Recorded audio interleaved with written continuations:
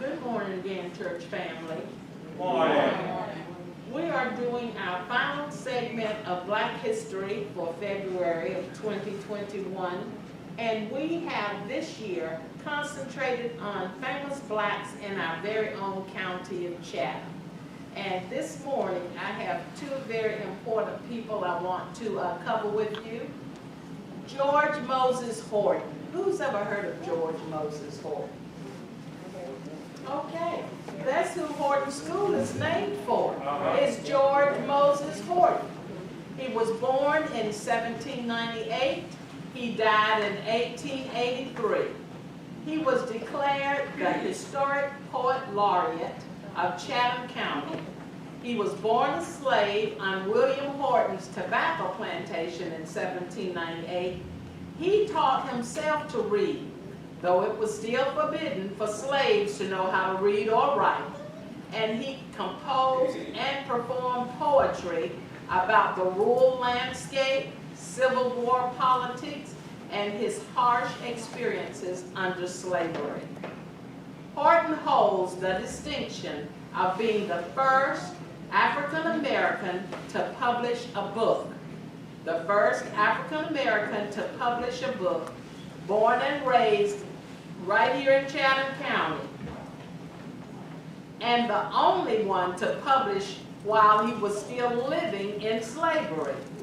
His poetry explores faith, love, and slavery while celebrating the rural beauty of Chatham County, home of the plantation on which Horton spent much of his life. And Chatham County is a beautiful county. I wanted to give you just one or two little facts about Chatham County, but let's see. Okay, I'm going to give you this little bit about Chatham County, then I'm going to continue with George Moses Horton. North Carolina was home to one of the largest free black populations in all of the colonies. Plantations were smaller and less affluent. Slaveholders worked alongside their slaves. George Moses Horton benefited from this more open atmosphere.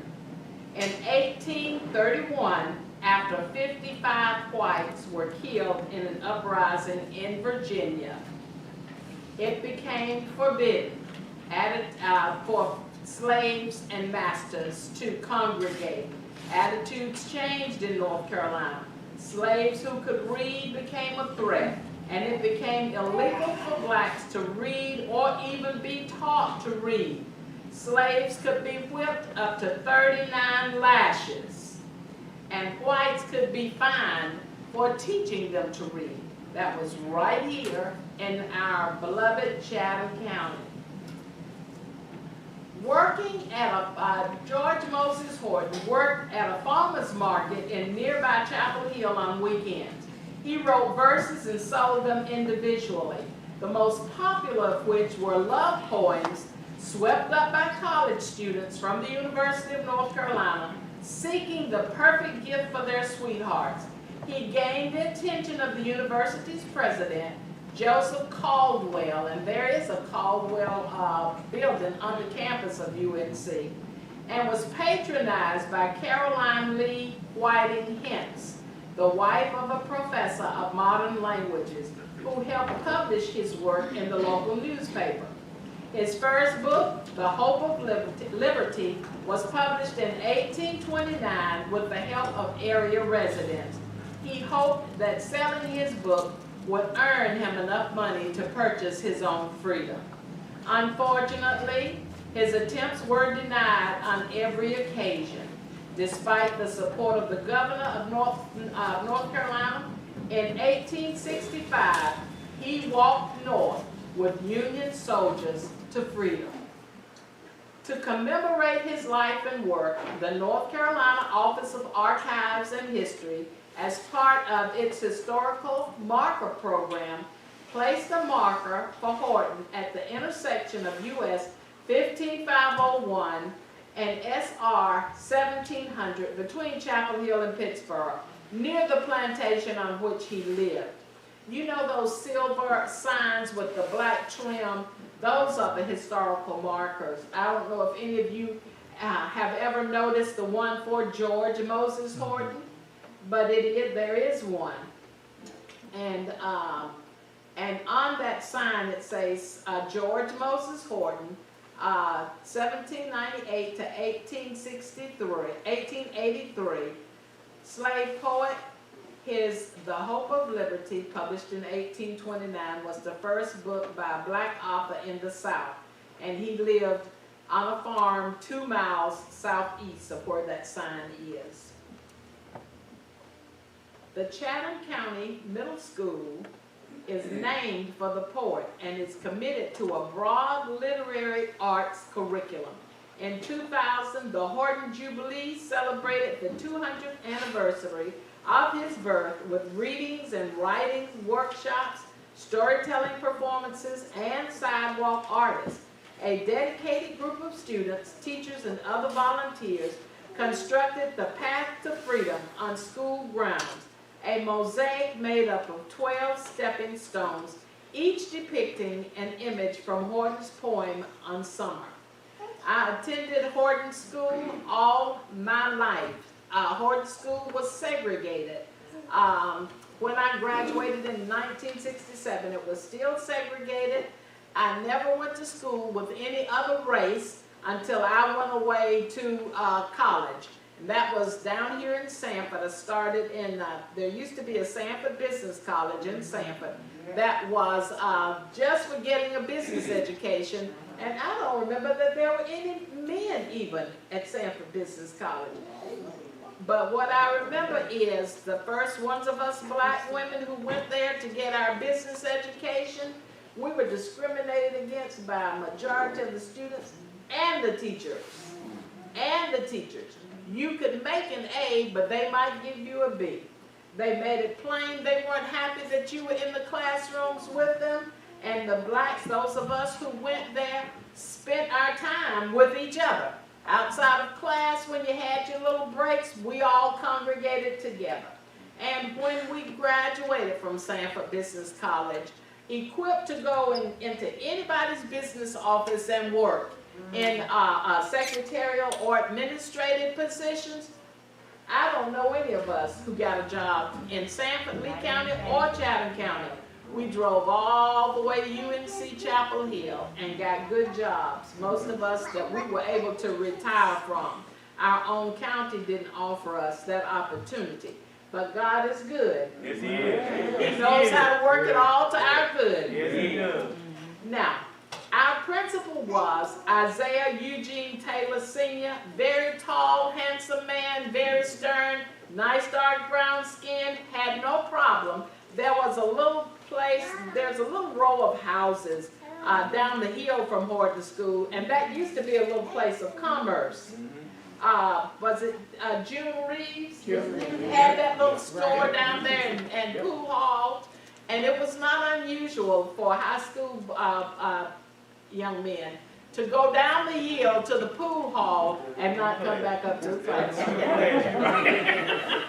Mr. Taylor had no problem getting in his truck and going down the hill and bringing them back up to the schoolhouse. What was so comfortable about that segregated school was we did lots of fundraisers because we did not. Segregated meant unequal. So we were not granted the level of funding that the white schools were granted. When we got new books, they already had somebody else's name in them when we got them. So separate was not equal. But we got a good education at Horton School. We were loved. Our teachers knew our parents, so you didn't act ugly at school and think you would go home and not get a whipping. And during that time, the principal was allowed to spank you if you misbehaved. So Mr. Taylor had a paddle called High John the Conqueror that he used to teach folk who came to school and didn't know how to behave, how they had to settle down so they could learn. So let me tell you a little bit. And he was neat as a pin, Sue. white shirt, necktie every single day. Never saw him when he needed to have his mustache trimmed or his hair trimmed. Always just immaculate, always. And his wife worked in the cafeteria. There was a very home-like atmosphere in Horton School, and I cherish that. And I just wish that all our children could feel that in their schools, because school is where we go to learn. And if our children feel their teachers don't appreciate them and don't love them, it's hard to learn from somebody who acts like they don't like them. It's really hard. So that's one thing I can say about Horton. I loved Horton School. I always felt right at home. And I was a quiet, timid, whether you believe it or not now. I was quieter and kind of a timid child, but I tried very hard always to please. And my daughter says that's the middle child syndrome, but I did. All my life I've always tried very hard to do my best. Mr. Isaiah Eugene Taylor Sr. was born in April the 17th, 1911. He died September the 3rd, 1983. He was born in 1911 to India Taylor from Chatham County, and he lived with his grandfather, an ex-slave, until his death in 1921. His grandfather instilled in Isaiah a love for learning. Following his grandfather's death, he lived with an aunt, Martha Taylor. Now, he has a daughter that he named Martha, who still is alive and well in Pittsburgh. As a youngster, he worked for Arthur London, where he got his first chance to drive a car at the age of 12. How many of you guys remember Arthur's Men's Shop, who used to be on Main Street in Pittsburgh? So really nice men's clothing. During that time, blacks could only receive a 7th grade education in Pittsburgh. Mr. Taylor moved to Raleigh to live with family, to attend school and work. He went on to graduate from Stella Schools, Shaw University, at the age of 26. He returned to Pittsburgh to teach at Horton Consolidated School under the leadership of Principal, anybody know who was before Mr. Taylor? Benjamin Lee. Benjamin Lee. He left Horton for several years to fill in a vacancy at J.S. Waters, but upon Lee's death in 1944, Mr. Taylor was named principal at Horton. And during his tenure at Horton High School, he saw the campus evolve from a 1-building facility to a campus of 3 buildings. Y'all didn't know it used to be really small. A gym bearing his name and an agricultural building were constructed. We used to have sock hops at the end of the week in our gym, where you actually danced in your socks. That was the highlight of the week for the students. Isaiah was a dedicated organizer and worked hard to further the educational opportunities of the black students. One of his highlights of each week was a Thursday assembly program, with students being exposed to the prominent and not so prominent in an effort to broaden their horizon and to encourage them to become productive citizens. Remember that, Pastor Smith? Every Thursday we had assembly in the gym. Right. The school population exceeded 1,300 students prior to integration. After integration, during the school year of 1969-1970, Horton became a middle school. Mr. Taylor played an integral part in the transition during the integration of the black and white schools. Isaiah dedicated 31 years to the education of students in eastern Chatham County. Upon his retirement, Horton students participated in a 3-day celebration of his leadership. Many students returned to the Horton campus to celebrate his dedicated service to the black community.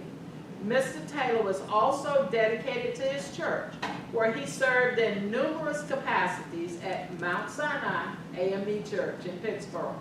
He was instrumental in organizing recreational outings for the children of the church family. Mr. Taylor also remained active in the community, where he served on the Pittsburgh Town Board for a number of years. That finishes our Black History for February of 2021. We hope that we have shared information that will help you to understand what a rich county you live in and what a rich heritage you have. Young folk and older people, we come from a strong race of folk. God had taught us how to love. When the pastor was talking about love this morning, I remember the sermon I heard about people who have just vertical love. Love for God. But you got to have the horizontal. That's right. You got to have the horizontal. You got to know how to love me and the rest of us if you're going to properly love the vertical God. Amen. Thank you, Pastor.